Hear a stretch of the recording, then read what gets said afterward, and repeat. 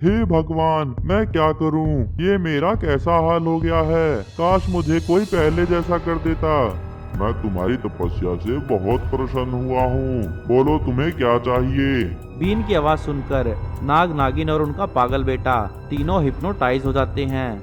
एक बार स्वर्गलोक में नाग और नागिन अपने पागल बेटे के साथ रहते थे। नागिन अपने पागल बेटे से बहुत परेशान थी और कहती है, अरे क्या करें इस पागल लड़के का, इसने तो नाक में दम कर रखा है। अरे कोई बात नहीं, अभी तो यह बच्चा है, जब बड़ा हो जाएगा तो अपने आप संभल जाएगा। वहीं एक बाज वहां से जा रहा होता है और वह देखता है कि वहां स्वर्गलोक में एक नाग और नागिन है और उनके पास तो एक नागमणि भी है। यह सब देखकर वह सीधा धरती लोक जाता है और अपने मालिक से बोलता है, मालिक मालिक, मैं स्वर्गलोक से आ रहा हूँ। वहाँ पर एक नाग और नागिन अपने पागल बेटे के साथ रहते हैं और उनके पास एक नागमणि भी है। चल पागल कहीं का, नाग नागिन और नागमणि सिर्फ कहानियों और किताबों में होती हैं। इधर उधर की बात तो कर मत, चल जल्दी से मछली ला। अरे मालिक, मैं झूठ नहीं बोल रहा हूँ। अगर आपको यकीन नहीं है तो चलो मेरे साथ। तभी वह आदमी उस पर बैठ जाता है और स्वर्गलोक की तरफ निकल पड़ता है। वहीं स्वर्गलोक के बाहर उनका पागल बेटा घूम रहा होता है। वह उस बाज को देखकर बहुत खुश हो जाता है और उसे बोलता है, अरे तुम लोग अंदर चलो, मैं तुम्हें अपने मम्मी पापा से मिलवाऊंगा। अरे बड़ा ही पागल लड़का है, इसको क्या पता हम तो यहाँ चोरी करने आए हैं। ऐसा कहकर वह अंदर चले जाते हैं। अंदर जाके मालिक की नजर सीधा नागमणि पर पड़ती है और वह भागा भागा जाता है और नागमणि को उठा लेता है और बोलता है, अरे यह तो सचमुच नागमणि है, अब तो मैं अमीर हो जाऊंगा। तभी वहाँ नाग और नागिन आ जाते हैं। अरे कौन हो तुमने नागमणि को हाथ कैसे लगाया? अरे भाई अब यह मेरी है, अब इसे भूल जा। उसकी यह बात सुनकर नागराज को बहुत गुस्सा आता है और वह उस गांव वाले और बाज पर अपनी शक्तियों का वार करता है और उस गांव वाले को आधा बाज और आधा इंसान में बदल देता है। अरे नागराज, तुमने ये क्या कर दिया? मुझे माफ कर दो, प्लीज मुझे पहले जैसा कर दो। ये तुम्हारे लालच की सजा है, अब तुम ऐसे ही रहोगे, भाग जाओ यहाँ से। नागराज की बात सुनकर वह बहुत डर जाता है और वहां से भाग जाता है। नागराज अपने पागल बेटे को डांटता है और बोलता है, सुनो पागल लड़के, ऐसे ही किसी को यहाँ नहीं लाते। अगर हम समय पर नहीं आते तो वह नागमणि लेकर भाग गया होता। जी पिताजी, आगे से मैं ध्यान रखूंगा। उधर वह गांव वाला धरती लोक पर एक पेड़ के नीचे बैठकर रो रहा होता है। हे भगवान, मैं क्या करूं? ये मेरा कैसा हाल हो गया है। काश मुझे कोई पहले जैसा कर देता। वहीं दो दुष्ट बाबा उसकी बातें सुन रहे होते हैं और उसके पास जाकर बोलते हैं, क्या हुआ भाई? अरे कुछ नहीं भाई, नागमणि चुराने गया था, नागराज ने ऐसी हालत कर दी। अच्छा चलो ठीक है भाई, तुम अपना ध्यान रखो। देखा, मैंने कहा था कि नाग नागिन और नागमणि होती हैं। हाँ भाई, लेकिन हम वहाँ जाएंगे कैसे और नागमणि चुराएंगे कैसे? अभी देखा ना तुमने, नागराज ने उस गांव वाले का क्या हाल किया है। हाँ भाई देख तो लिया, परंतु मेरे पास एक आइडिया है। तभी वह हवन शुरू कर देता है। कुछ ही समय बाद हवन से एक सिरकटा राक्षस बाहर आता है और बोलता है, मैं तुम्हारी तपस्या से बहुत प्रसन्न हुआ हूँ, बोलो तुम्हें क्या चाहिए? हे राक्षस, हमें स्वर्गलोक जाना है और नागमणि चुरानी है। उनकी यह बातें सुनकर राक्षस उन दोनों को जादुई बीन देता है और बोलता है, ये लो जादुई बीन, इसे तेज बजाने से तुम दोनों सीधा स्वर्गलोक पहुंच जाओगे और नाग नागिन के सामने बजाओगे तो वो दोनों हिप्नोटाइज हो जाएंगे और तुम्हारे गुलाम बन जाएंगे। ऐसा कहकर वह राक्षस वहां से गायब हो जाता है। वहां जाकर उन्हें एक बहुत ही चमकती हुई चीज दिखाई देती है। अरे क्या बात है, नागमणि मिल गई, यही तो है नागमणि। ऐसा कहकर वह दोनों बीन बजाने लगते हैं। बीन की आवाज सुनकर नाग नागिन और उनका पागल बेटा तीनों हिप्नोटाइज हो जाते हैं और वह दोनों नागमणि के पास पहुंच जाते हैं। आखिरकार नागमणि मिल ही गई, अब इसे मैं रखूंगा, ये नागमणि मैं तुम्हें नहीं दूंगा। अरे ऐसे कैसे, मुझे भी नागमणि चाहिए। उन दोनों में लड़ाई हो जाती है। तभी वह इंसानी बाज वहां से गुजर रहा होता है। वह देख लेता है कि दो लालची बाबा, जिन्होंने जादुई बीन की सहायता से नाग और नागिन को हिप्नोटाइज किया हुआ है और अब नागमणि के लालच में एक दूसरे से लड़ रहे हैं।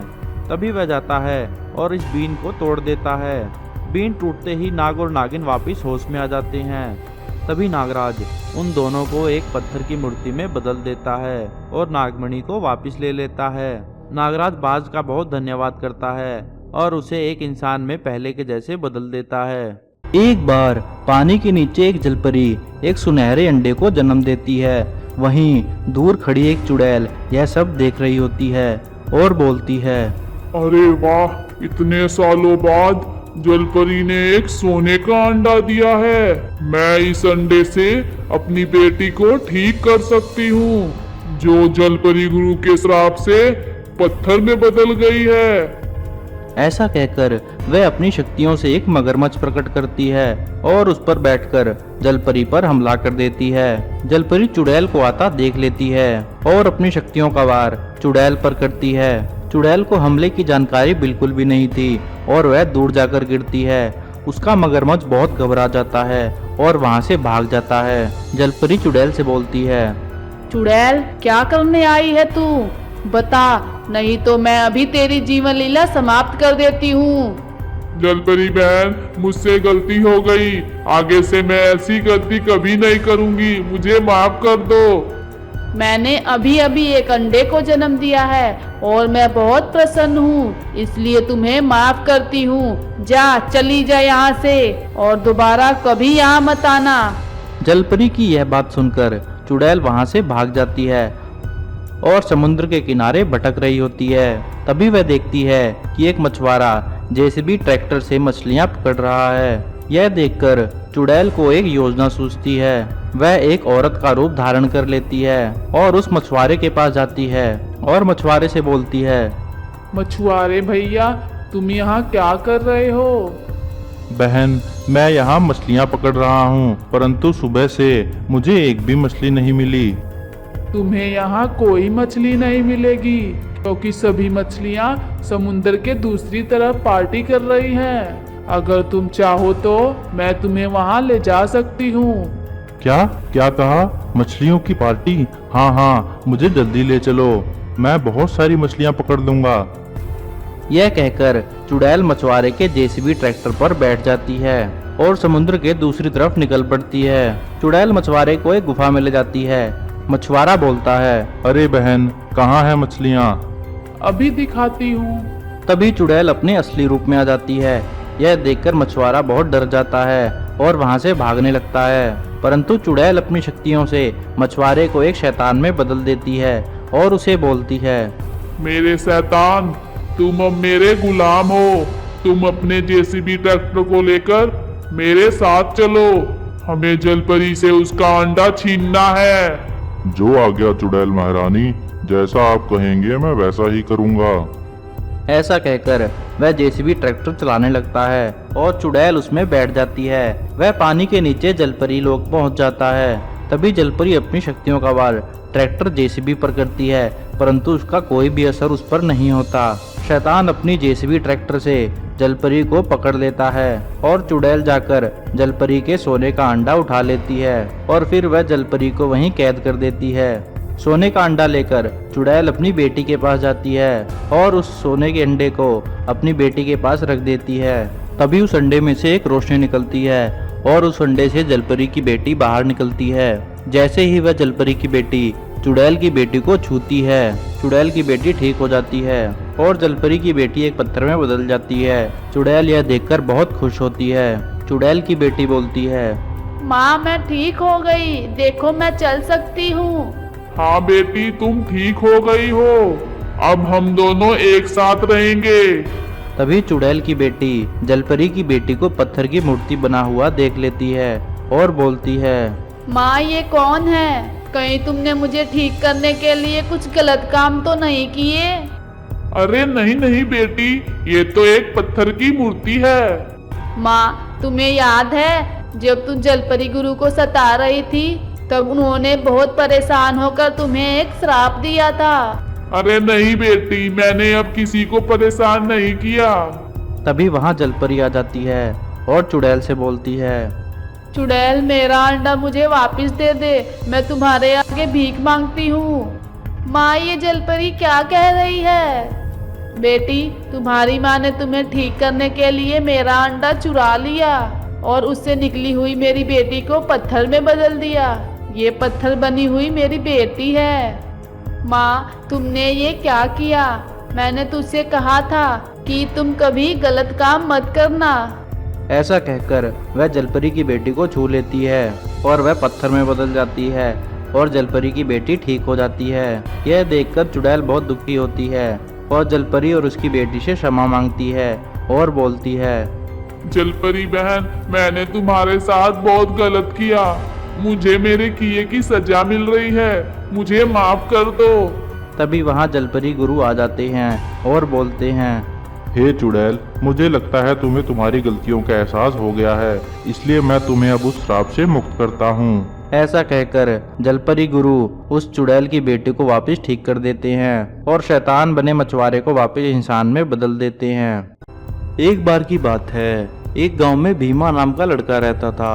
वह जंगल से लकड़ियां काटता और उन्हें शहर में बेच देता था। एक दिन जब वह लकड़ियां काट रहा होता है, वह देखता है कि एक विशाल बाज एक सांप को अपने पंजे में दबाकर उड़ रहा है। सांप की हालत देखकर भीमा को उस पर दया आ जाती है और वह बोलता है, अरे यह कितना विशाल बाज है, इस सांप को लेकर जा रहा है, यह तो इसे मार देगा, मुझे इसे बचाना होगा। ऐसा कहकर भीमा अपनी कुल्हाड़ी का वार बाज पर करता है। कुल्हाड़ी लगते ही बाज नीचे गिर जाता है और सांप को छोड़कर वहां से भाग जाता है। भीमा उस सांप के पास जाता है और देखता है कि सांप तो बहुत घायल है। वह उसे थोड़ा दूध पिलाता है, जिससे सांप थोड़ा ठीक हो जाता है। ठीक होते ही सांप एक इच्छाधारी नाग में बदल जाता है। इच्छाधारी नाग को देखकर भीमा बहुत डर जाता है और बोलता है, हे भगवान, यह मैंने क्या कर दिया? यह तो एक इच्छाधारी नाग है, भागो यहाँ से भागो, वरना ये मुझे काट लेगा। ऐसा कहकर वह भागने लगता है। भागते हुए भीमा को इच्छाधारी नाग रोक लेता है और बोलता है, आप मुझसे डरिए मत, मैं आपका बहुत धन्यवाद करता हूँ जो आपने मेरी जान बचाई। आप तो बहुत शक्तिशाली हैं, फिर यह बाज आपको पकड़कर कैसे ले जा रहा था?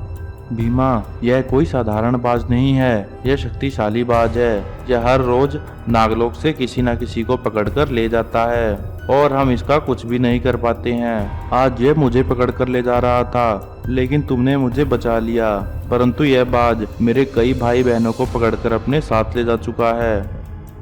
लकड़हारा बोलता है, तुम घबराओ मत, मेरे पास एक योजना है जिससे हम इस बाज को पकड़ लेंगे। क्या योजना है तुम्हारे पास?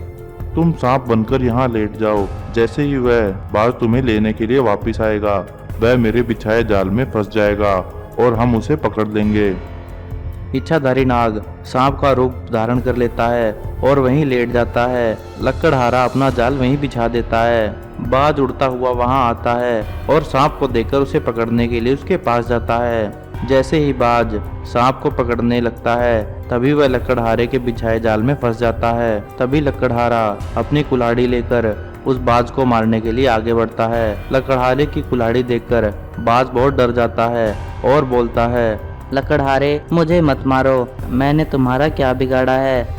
तुमने नागलोक के सभी नागों को मार दिया है और उन्हें खा गए हो। आज हम तुम्हें मारकर नागलोक को तुम्हारे आतंक से बचा लेंगे।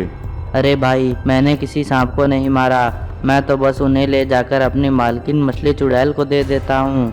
तुम यह काम क्यों करते हो?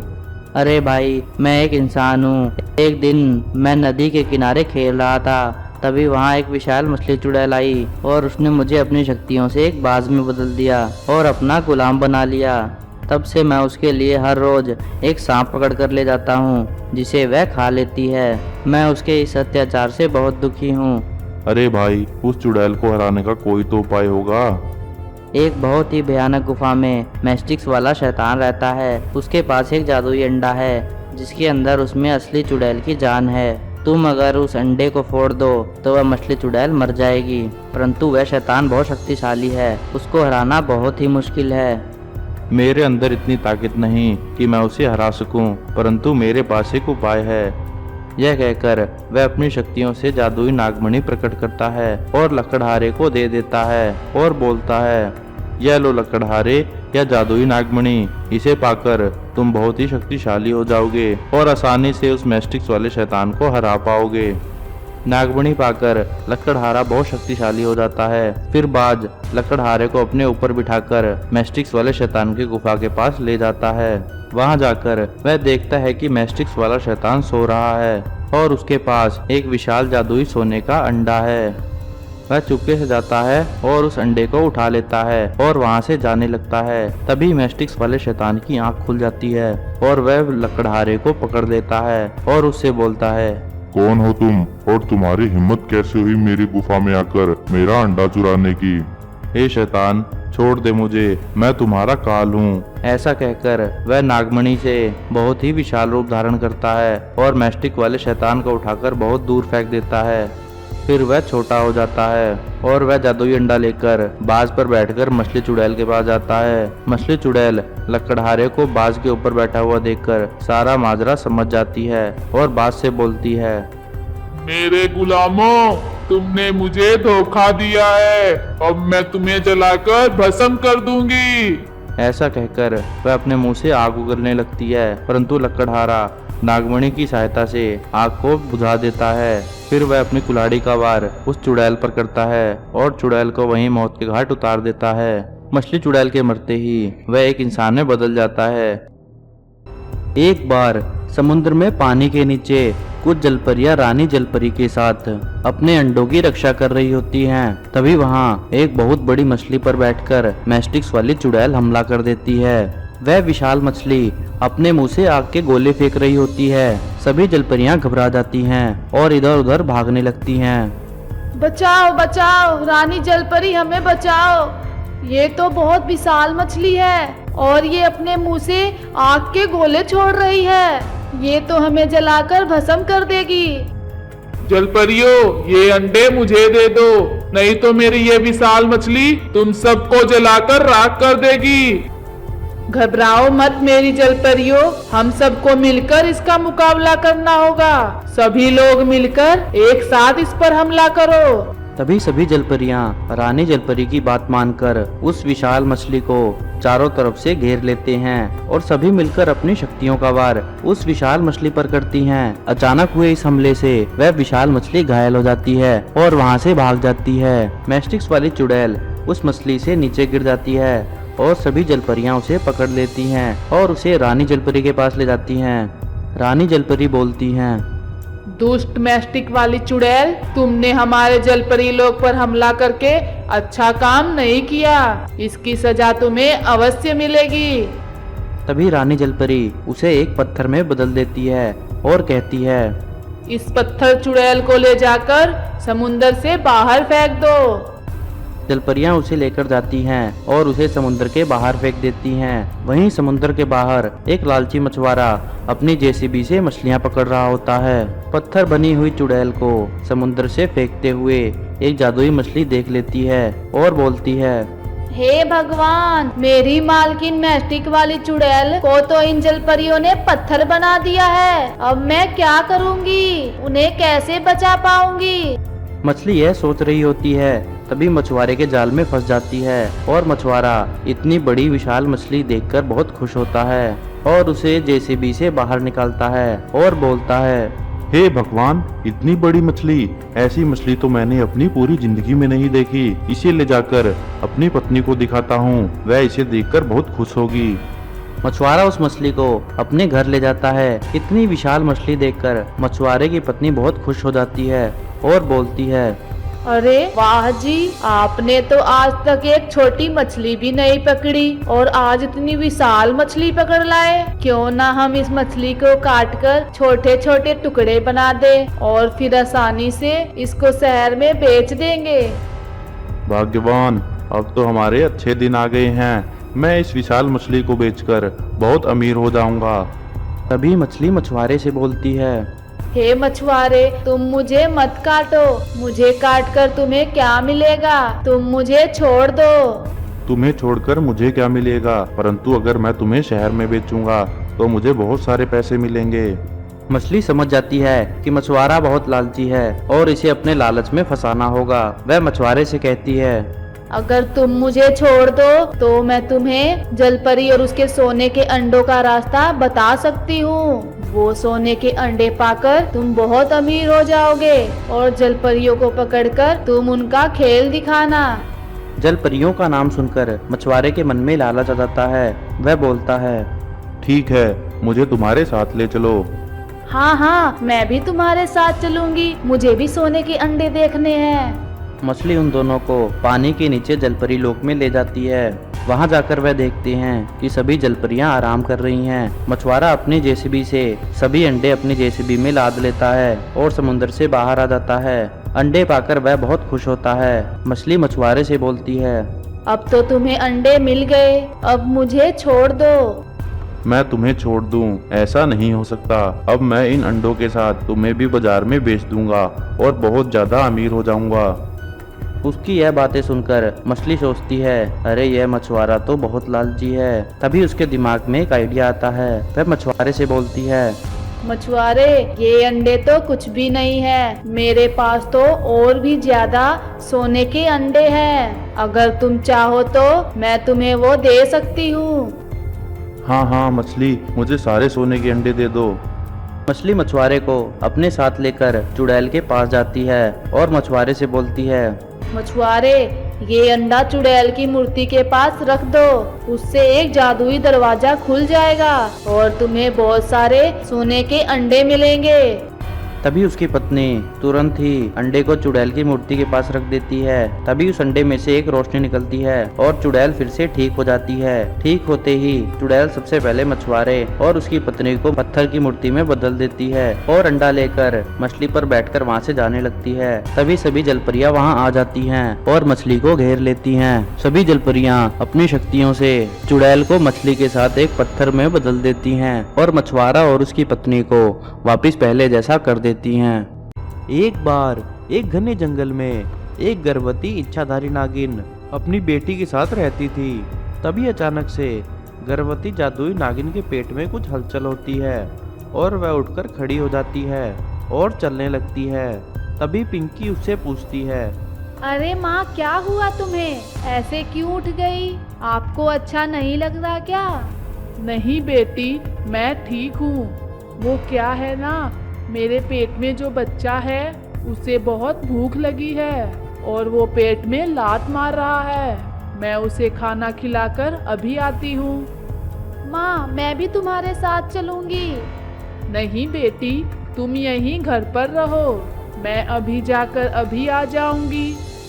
माँ, जंगल में बहुत सारे शिकारी जानवर हैं, तुम बहुत ध्यान से जाना। ठीक है बेटी, मैं ध्यान रखूंगी।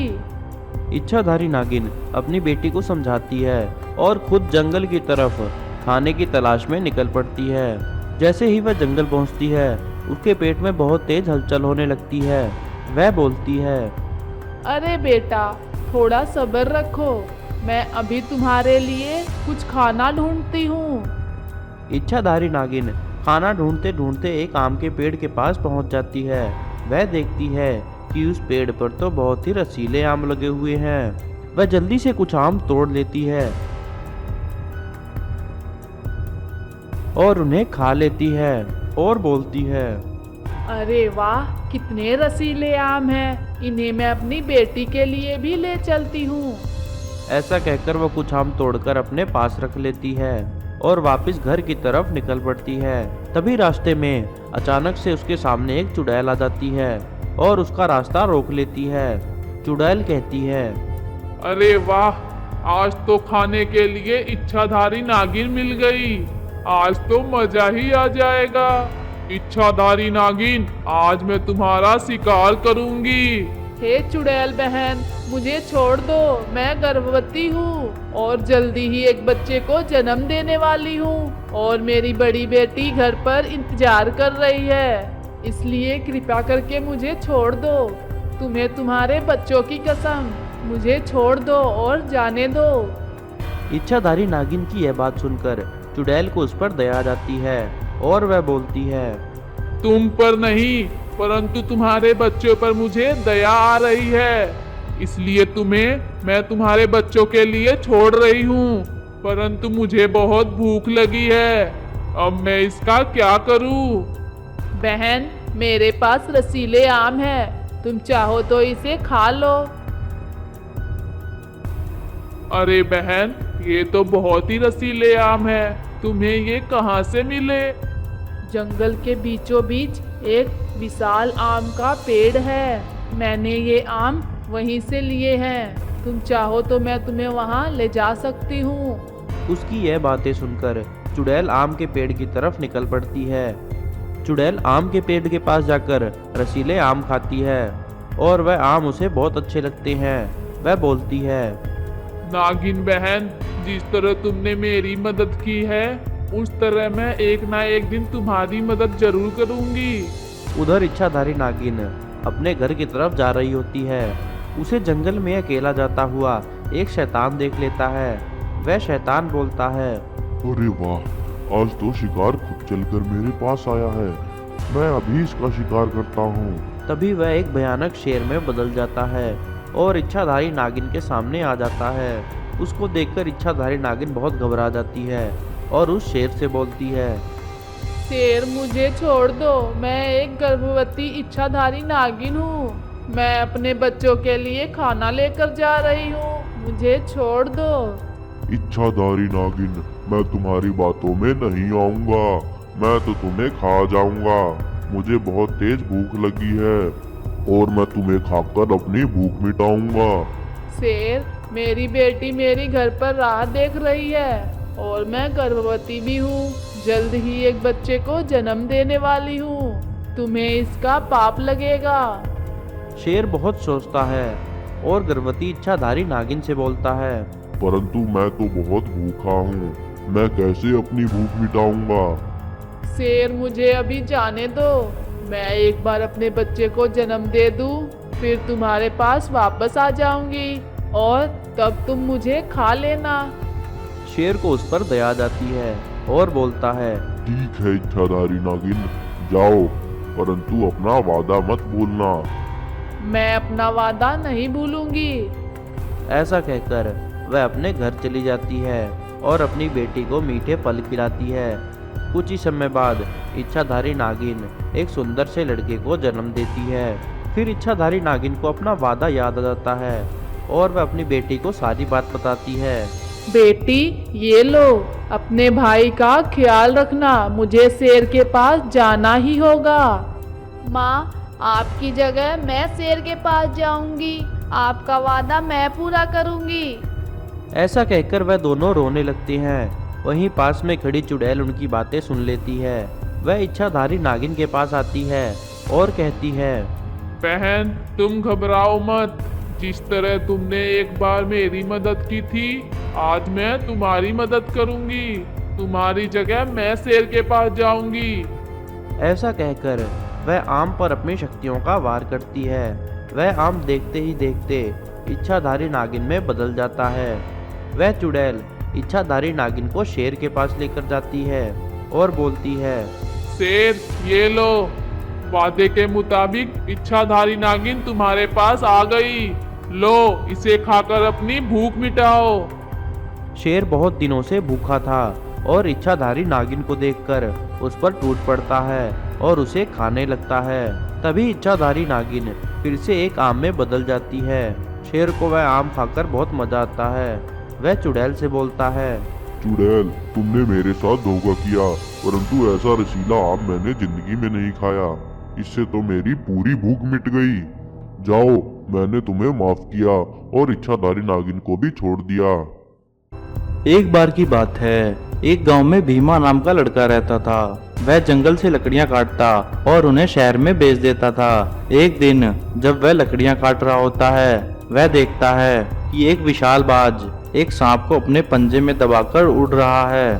सांप की हालत देखकर भीमा को उस पर दया आ जाती है और वह बोलता है, अरे यह कितना विशाल बाज है, इस सांप को लेकर जा रहा है, यह तो इसे मार देगा, मुझे इसे बचाना होगा।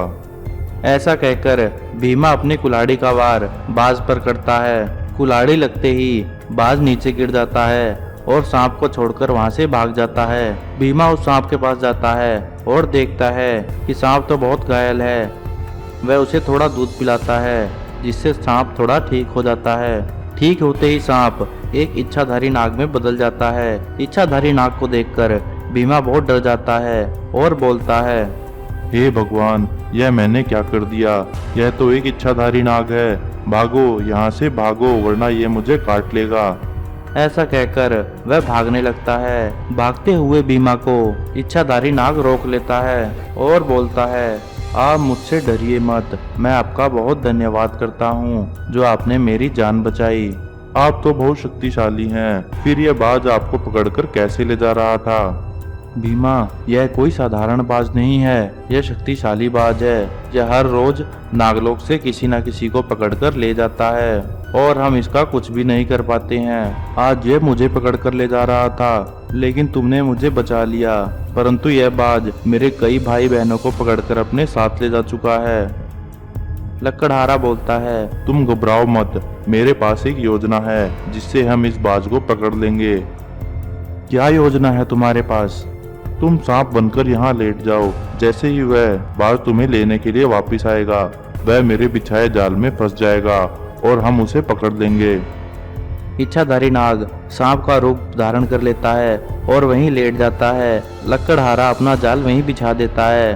बाज उड़ता हुआ वहां आता है और सांप को देखकर उसे पकड़ने के लिए उसके पास जाता है। जैसे ही बाज सांप को पकड़ने लगता है, तभी वह लकड़हारे के बिछाए जाल में फंस जाता है। तभी लकड़हारा अपनी कुल्हाड़ी लेकर उस बाज को मारने के लिए आगे बढ़ता है। लकड़हारे की कुल्हाड़ी देखकर बाज बहुत डर जाता है और बोलता है, लकड़हारे, मुझे मत मारो, मैंने तुम्हारा क्या बिगाड़ा है? तुमने नागलोक के सभी नागों को मार दिया है और उन्हें खा गए हो। आज हम तुम्हें मारकर नागलोक को तुम्हारे आतंक से बचा लेंगे। अरे भाई, मैंने किसी सांप को नहीं मारा, मैं तो बस उन्हें ले जाकर अपनी मालकिन मछली चुड़ैल को दे देता हूँ। तुम यह काम क्यों करते हो? अरे भाई, मैं एक इंसान हूँ। एक दिन मैं नदी के किनारे खेल रहा था, तभी वहाँ एक विशाल मछली चुड़ैल आई और उसने मुझे अपनी शक्तियों से एक बाज में बदल दिया और अपना गुलाम बना लिया। तब से मैं उसके लिए हर रोज एक सांप पकड़ कर ले जाता हूँ जिसे वह खा लेती है। मैं उसके इस अत्याचार से बहुत दुखी हूँ। अरे भाई, उस चुड़ैल को हराने का कोई तो उपाय होगा। एक बहुत ही भयानक गुफा में मैस्टिक्स वाला शैतान रहता है। उसके पास एक जादुई अंडा है जिसके अंदर उसमें असली चुड़ैल की जान है। तुम अगर उस अंडे को फोड़ दो तो वह मछली चुड़ैल मर जाएगी, परंतु वह शैतान बहुत शक्तिशाली है, उसको हराना बहुत ही मुश्किल है।